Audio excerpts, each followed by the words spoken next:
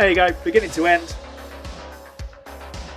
Already had the Perrin AB++ in there, but everything else completely standard.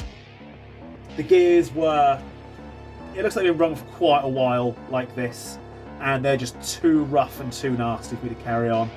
Wasn't worth it. You saw what I did to the underside of the gear that I put in there, the spur gear, to make it nice and smooth, and just taper it up very, very slightly.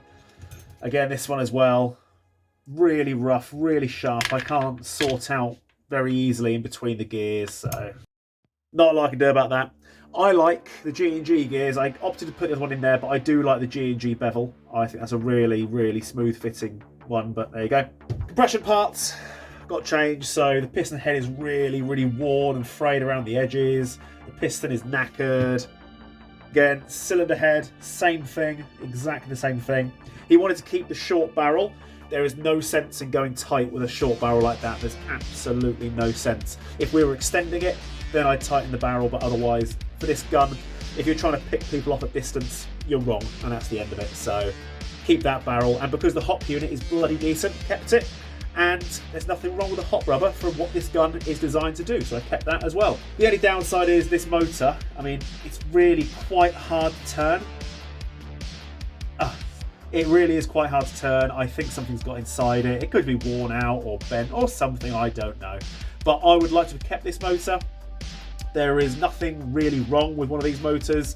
Nothing wrong with them at all. I quite like them. But this one was playing up. I knew there was nothing wrong with the shimming whatsoever. We kept the original bushings and so forth. There was no damage to them. They were perfect. But yeah, there was nothing. If I push it back, I can turn it. But then after it's turned on its own inertia for a while, it locks up. So I think there's something damaged inside there, which is why it was screaming a little bit. Didn't want to do that, but the rest of it went exactly as I planned. I have never fitted one of these things before. From what I can see, AirTech Studios, they've not made anything that I think shit so far.